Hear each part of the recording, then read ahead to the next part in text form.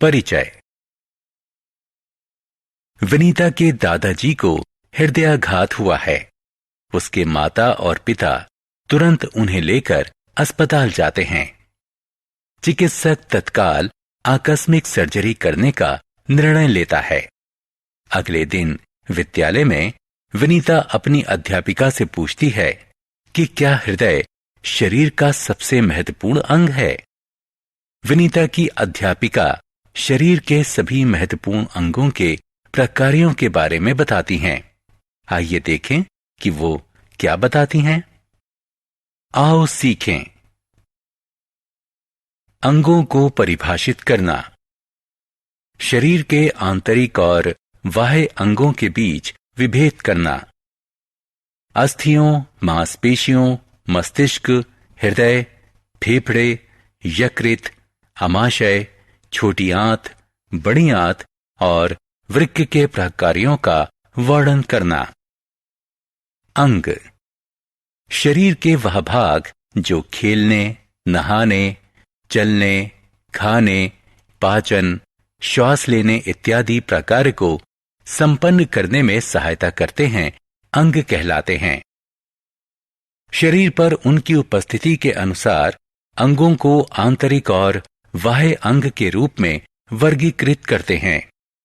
आइए शरीर के आंतरिक और बाह्य अंगों के बारे में और अधिक जानें।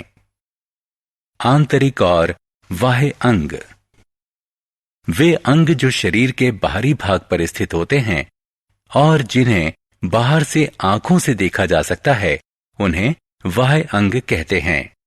उदाहरण के लिए त्वचा, आंखें, कान, नाक, पांव इत्यादि। आंतरिक अंग मानव शरीर के अंदर होते हैं और उन्हें बाहर से आंखों द्वारा देखा नहीं जा सकता। आओ खेलें। अब यह जांचने का समय है कि आपने आंतरिक और बाह्य अंगों के बीच के विभेद को कितनी अच्छी तरह समझा है। नीचे मानव शरीर के कुछ अंग दिए गए हैं, उन्हें आंतरिक और बाह्य के रूप में वर्गीकृत करें। अस्थियां एवं मांसपेशियां। दौड़ना, उछलना, टहलना, घूमना, हाथ मोड़ना, तैरना इत्यादि गतिविधियों में मानव शरीर के अंगों की गति सम्मिलित होती है। ये सभी गतिविधियां अस्थियों और मांसपेशियों की सहायता से संपन्न होती हैं। अस्थियां मानव शरीर का कठोर अंग होती हैं। ये कैल्शियम और फॉस्फेट जैसे खनिजों से बनी होती हैं। अस्थियां मानव शरीर को ढांचा प्रदान करती हैं। ये आंतरिक अंगों को आधार और सुरक्षा प्रदान करती हैं, जैसे कि पसली की हड्डी हृदय और फेफड़ों की और कपाल मस्तिष्क की सुरक्षा करता है। पसली की हड्डी और कपाल दोनों ही अस्थियों से बनी संरचना हैं। हम केवल अस्थियों के सहारे गति नहीं कर सकते, बल्कि मांसपेशियां अस्थियों को एक दूसरे से जोड़ती हैं और गति को संभव बनाती हैं। मस्तिष्क। जिस तरह पायलट हवाई जहाज का मुखिया होता है, उसी तरह मस्तिष्क मानव शरीर का मुखिया होता है। मानव मस्तिष्क अस्थियों की बनी एक संरचना से ढका होता है, जिसे कपाल कहते हैं। मस्तिष्क मानव शरीर की सभी गतिविधियों जैसे सोचना, देखना, चलना, बोलना और शयन को भी नियंत्रित करता है। हृदय।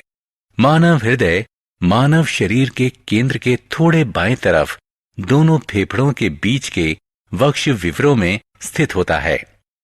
इसका आकार शंकु जैसा होता है। मानव शरीर का आमाप बंधी हुई मुट्ठी जितना होता है।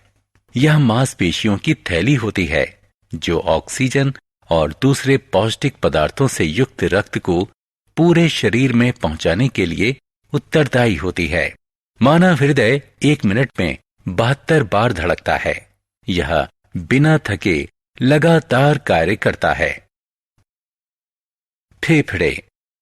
सभी सजीव श्वास में वायु लेते और छोड़ते हैं। श्वास लेने को अंतः श्वसन कहते हैं। श्वास छोड़ने को बाह्य श्वसन कहते हैं। श्वास अंदर लेने के पश्चात वायु फेफड़ों में जाती है। फेफड़ों में अशुद्ध वायु से इसका विनिमय होता है, जो बाद में बाहर छोड़ी जाती है। मानव शरीर में 2 फेफड़े होते हैं, जो वक्ष विवरों में हृदय के दोनों तरफ होते हैं। नासिका और श्वास नली फेफड़ों में वायु के आने और निकलने के लिए रास्ता बनाते हैं। पसली की हड्डियां हृदय की तरह फेफड़ों की भी रक्षा करती हैं। आओ खेलें। सही विकल्प चुनकर रिक्त स्थान की पूर्ति करें। पाचन अंग। मशीनों की तरह मानव शरीर को भी कार्य करने के लिए ईंधन की आवश्यकता होती है। जो आहार हम प्रतिदिन खाते हैं, वह हमारे शरीर के लिए ईंधन का काम करता है। मानव द्वारा खाया गया आहार ऊर्जा प्राप्त करने के लिए छोटे छोटे टुकड़ों में खंडित किया जाता है। इस प्रक्रम को पाचन कहते हैं। यकृत, आमाशय, बड़ी और छोटी आंत पाचन में सहायता करने वाले कुछ मुख्य अंग हैं। आइए अब इन अंगों के प्रकारों को समझें। यकृत और आमाशय। यकृत एक स्राव अंग है जो पाचन में सहायता करने वाले बहुत से रसों को उत्पन्न करता है। आमाशय। आमाशय जे आकार की पेशीय संरचना होती है, जो आहार नली द्वारा लाए गए चबाए हुए आहार को संचयित करता है। आमाशय में आहार किण्वकों और अम्लों की सहायता से पचता है। बड़ी और छोटी आंत। आंतें लंबी नलियां होती हैं, जहां आहार अंतिम रूप से खंडित और अवशोषित होता है। छोटी आंत लंबी कुंडलित नली होती है, जहां पचा हुआ आहार पूरी तरह खंडित होता है और रक्त में अवशोषित होता है। बड़ी आंत अनपचे आहार से जल अवशोषित करती है और अपशिष्ट आहार को मल के रूप में शरीर से बाहर निकालती है। वृक्क। वृक्क वह अंग है जो अपशिष्ट कहे जाने वाले अवांछित पदार्थों को हमारे रक्त से दूर रखता है। हमारे शरीर में पसलियों के ठीक नीचे वृक्क का युग्म होता है, जो कि शरीर के दोनों तरफ स्थित होता है। वृक्क रक्त और शरीर के दूसरे भागों से अपशिष्ट को बाहर निकालते हैं और हमें स्वस्थ रखते हैं। हमने क्या चर्चा की? शरीर के वह भाग जो विभिन्न प्रकारों को संपन्न करने में सहायता करते हैं, अंग कहलाते हैं। शरीर में उनकी उपस्थिति के अनुसार मानव अंगों को आंतरिक या बाह्य के रूप में वर्गीकृत करते हैं। आंतरिक अंग मानव शरीर के अंदर होते हैं और उन्हें बाहर से आंखों द्वारा देखा नहीं जा सकता। बाह्य अंग शरीर के बाहरी भाग में होते हैं और इन्हें बाहर से आंखों द्वारा देखा जा सकता है। अस्थियां और मांसपेशियां गति करने और आंतरिक अंगों की सुरक्षा में हमारी सहायता करती हैं।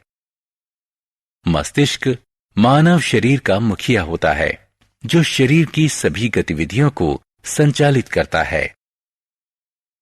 हृदय ऑक्सीजन और दूसरे पोषक पदार्थों से युक्त रक्त को शरीर के सभी भागों तक पहुंचाता है।